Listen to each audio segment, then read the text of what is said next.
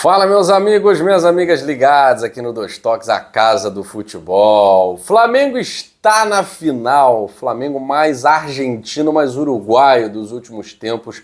Está na final. E olha que o Flamengo só tem um argentino no time, né?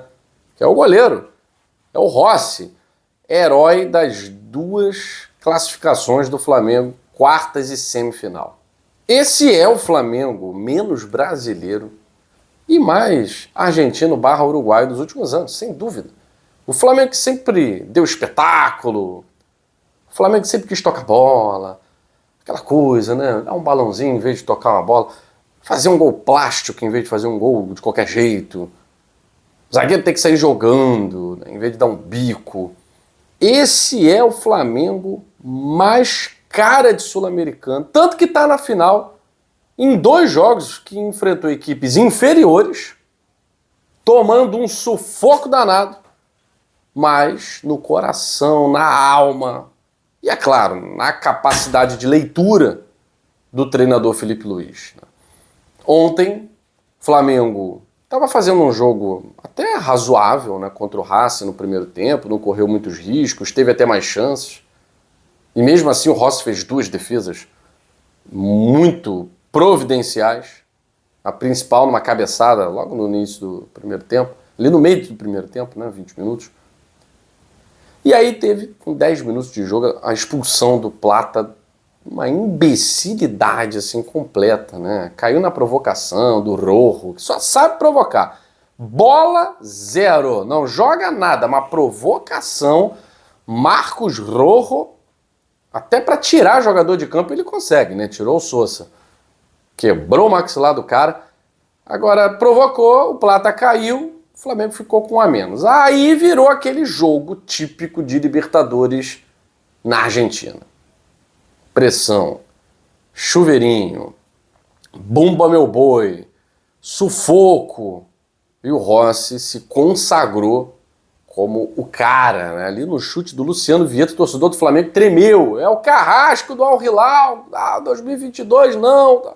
A bola ainda desvia no zagueiro e o Rossi consegue, bem colocado, com reflexo, fazer a defesa que praticamente garante o Flamengo na final da Libertadores da América. E o apito final foi só a constatação de um time que é superior, mas que não se valeu da sua superioridade técnica, principalmente ofensiva, para passar.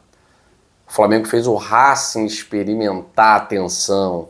O Flamengo fez o Racing experimentar um estádio que se calou durante parte do jogo. E os 3.000 torcedores do Flamengo que estiveram lá na Argentina cantaram mais alto, fizeram sua festa. E os torcedores argentinos frustrados, porque a verdade é que o Racing teve na sua mão a classificação para a final. Não vou dizer que a Comebol... Não, o Gonzalo Plata fez M e foi expulso. O árbitro nem sequer precisou ouvir o VAR. Foi expulso. E bem expulso. Provocação besta, carinho na cabeça lá do Rojo, ele foi lá e agrediu. Expulsão. Expulsão. Ele sabia que o Flamengo não poderia sair da linha. Saiu, o árbitro iria punir. E puniu. E a partir dali o Racing ficou com quase 40 minutos com um jogador a mais. E criou muito pouco para um time que queria entrar na história mais uma vez através da glória eterna. Não conseguiu. Não acho que vá conseguir tão cedo, porque essa geração do Racing vai se desfazer. É um time que não tem chance de ser campeão argentino agora. A Libertadores, que era o grande sonho. E eu acreditava muito que se houvesse um time argentino para conquistar a Libertadores, seria apenas o Racing. Só ele, de todos os outros, estava nessa energia de título. O Racing, mesmo não tendo um time brilhante, é muito copeiro, é muito raçudo, não desiste, a torcida compra o barulho, mas todo mundo sentiu esse jogo contra o Flamengo. Foi um jogo em que todo mundo sentiu. O Felipe Luiz fez a leitura correta do jogo. Ele tira 2 jogadores importantíssimos, Arrascaeta e Carrascal, mas vai colocar um terceiro zagueiro. Por quê? Ele viu que a única jogada do Racing era chuveirinho. que o Racing não tinha jogada preparada, treinada, ensaiada para agredir o Flamengo. Saída de bola, bola rolando, infiltração vinda do meio, e o Flamengo com um a menos fechou a casinha. Então o Racing mexeu bem depois, porque viu que estava sem vantagem na área, e aí com a entrada do Balboa, com a entrada do Vieto, aí o Racing começou a ter mais vantagem dentro da área, e aí começou a levar perigo. Mas ainda assim, tensão para o torcedor do Flamengo, porque era uma semifinal e o gol poderia acontecer de qualquer forma, a qualquer momento, a gente sabe. Gol cagado acontece, tanto que no Maracanã aconteceu o gol do Carrascal. O Flamengo conseguiu o seu gol cagado.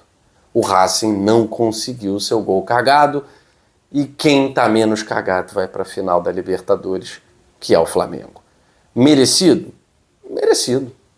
O Flamengo, repito, argentinizou, se uruguaiou, né, para poder segurar a vantagem pequena fora de casa e ir passando de fase. No jogo contra o Estudiantes não conseguiu segurar, tem um grande goleiro. O único argentino do elenco do Flamengo foi responsável pela eliminação de 2 argentinos. Ontem eleito o herói do jogo, Rossi, e também na partida contra o Estudiantes de La Plata. O Flamengo agora espera a LDU ou Palmeiras. Para o torcedor do Flamengo, a LDU seria sopa no mel, mamão com açúcar, claro. A exceção do apito inicial. Quando o juiz apita, meu amigo, minha amiga, tá todo mundo igual. Mas antes, é muito melhor você enfrentar uma equipe que só se vale da altitude para ganhar seus jogos, do que um rival que já te ganhou numa final de Libertadores, né? Então hoje tem Palmeiras e LDU, o torcedor do Flamengo, é claro, tá torcendo pro Palmeiras se dar mal para pegar uma LDU na final, a LDU que esteve no grupo do Flamengo, né? O Flamengo ganhou a LDU, 2-0 no Maracanã, empatou em Quito 0-0, mas a LDU foi líder e o Flamengo foi vice-líder.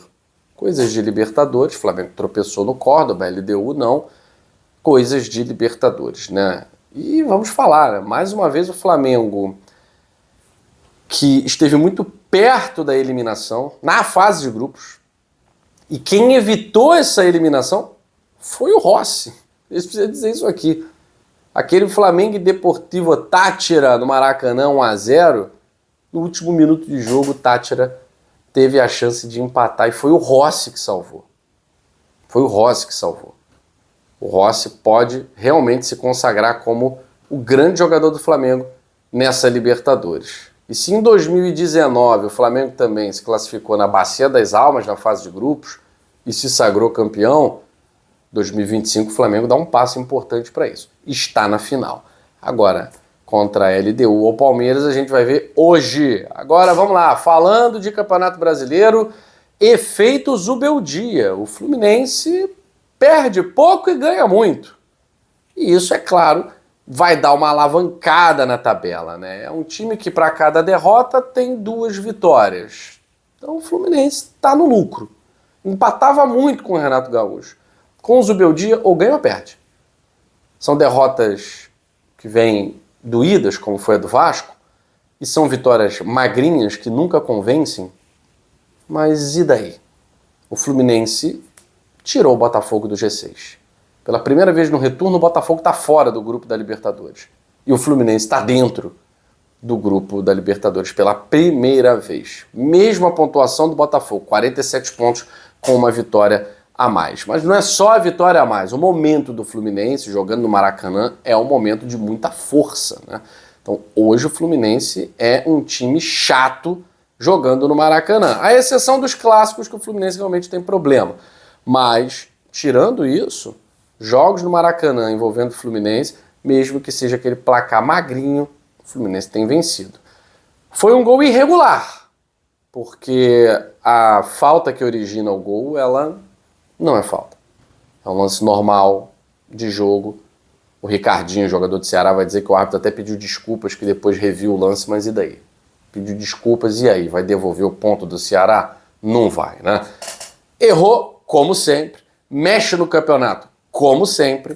O Campeonato Brasileiro é isso. É um campeonato decidido também por erros de arbitragem. Enquanto não profissionalizar, É isso. Vão ver chifre em cabeça de cavalo e muitas vezes esse chifre vai significar mudanças na tabela. A gente volta mais tarde para falar, é claro, de Palmeiras e LDU, entre outros assuntos que você acompanha aqui no Dois Toques, a casa do futebol.